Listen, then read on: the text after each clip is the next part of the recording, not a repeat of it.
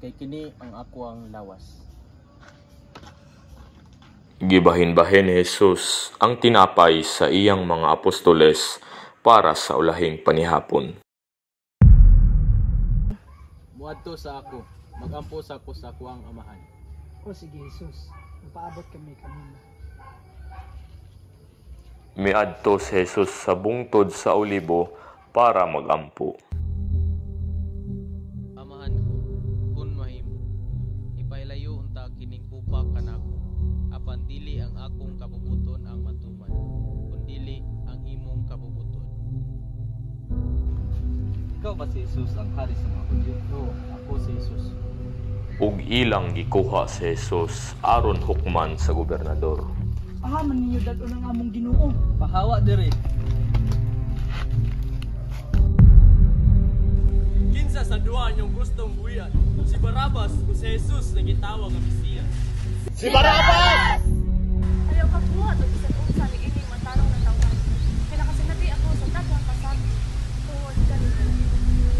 Unsa man dyan ang buhaton kay Jesus na gitawag nga Mesiyas? Ilansang siya sa krus! Ilansang siya! Wala ko'y sala ni ining tawhana. Kamu na'y bahala kaniya. Ang iyang dugo, ipasabot ka namo sa among mga anak.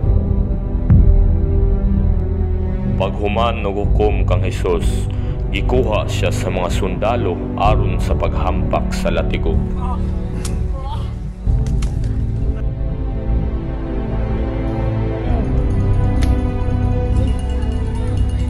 Mabuhay ang hari sa mga Hudyo. Pawalin ninyo kay muagi ang hari sa mga Hudyo.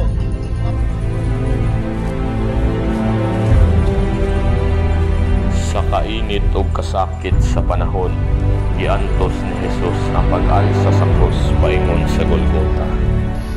Oh, Jesus ko.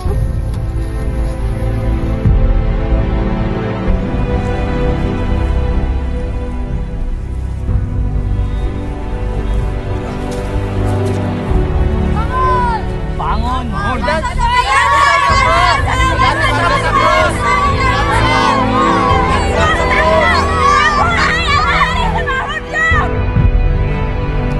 Wala maantos ni Jesus ang kabugaton sa krus, ug natumba kini. Ikaw!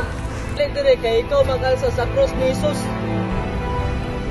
Naay isa ka lalaking ginganlang Simon sa taga-Sirin, ang mitabang ka Jesus sa pag-aalsa sa krus.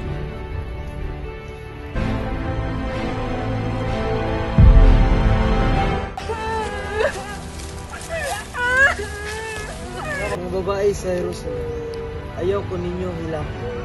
Hilaki inyong mga kagalingon at inyong mga anak.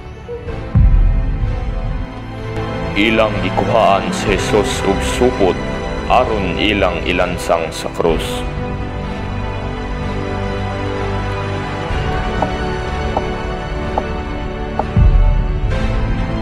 Hindi ba ikaw mo ang Messiah? Luwasay mong kaugalingon at kami.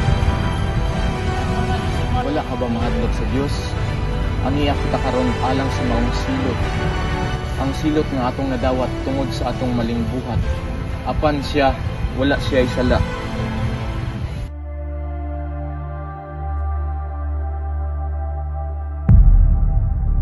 Babae, anihay mo ang anak.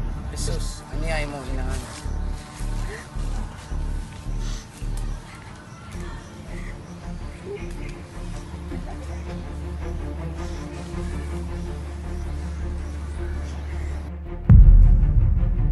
Iuhaw ako, natapos na.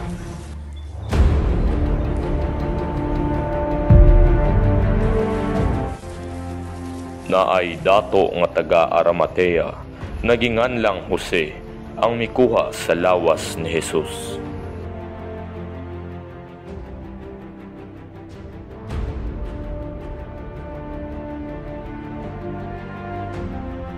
Kauban niini ang uban pang apostoles ug ang inahan ni Jesus na si Maria.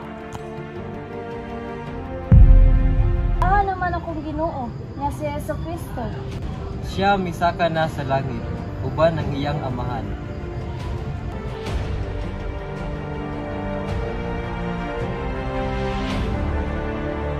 Ayaw kamo kabalaka na ako miuban na sa ako ang amahan. Panglakaw kamo ug iingon ang maayong balita.